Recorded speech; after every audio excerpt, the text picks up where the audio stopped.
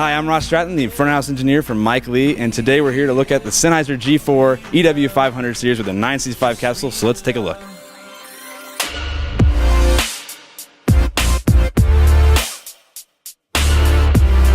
We're no stranger to Sennheiser, and currently we're using G2 and G3 systems for our wireless, and we're really excited to add the G4 system in and see how she performs.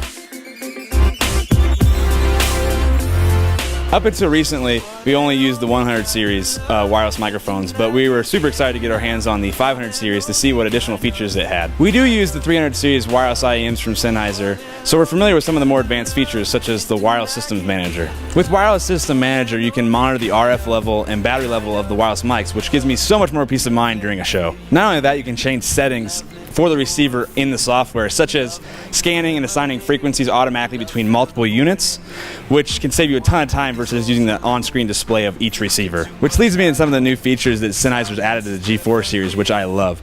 Like the OLED display on the receivers, which is super easy to read in tons of different environments when it's light or dark. You can actually see it from a distance, unlike the older screens where it's kind of washed out when you're far away. It's very crisp.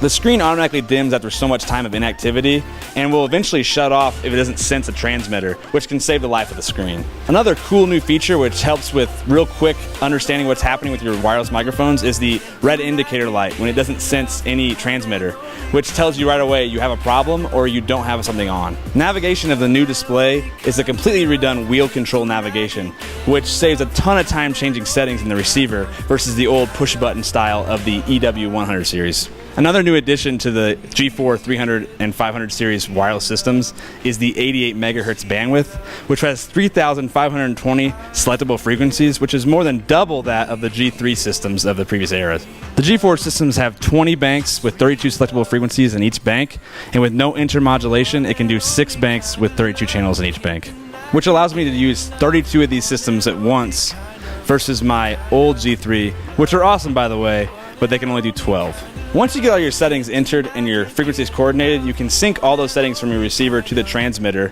by just hitting the IR sync button on the receiver, which transmits all that data over to the transmitter. And we had that on our G3 systems, and it saved a ton of time. The SKM 500 G4 handheld has an all-new black outer housing, which looks super sleek, and the screen is no longer yellow. It has a white backlight, so it looks super clean. The new handheld weighs the same as the old G3 handheld, but feels lighter because of its better weight distribution. Look and feel don't mean a whole lot if you don't change the actual hardware. And one of the major changes they made to the transmitters of the G4 series is the ability to transmit at 50 milliwatts. That's 20 milliwatts more than the previous generations. Our system came with the E965 capsule, which in my opinion is one of the best capsules you can get for a wireless system. It holds its own next to the Neumann KMS 104 and the Shure KSM9. The wireless world can be a constant battle, with different venues, festivals, and bands all competing for different frequencies. You need all the help you can get. And you can make your life a lot easier if you have the right tools. And that's why we continue to choose Sennheiser.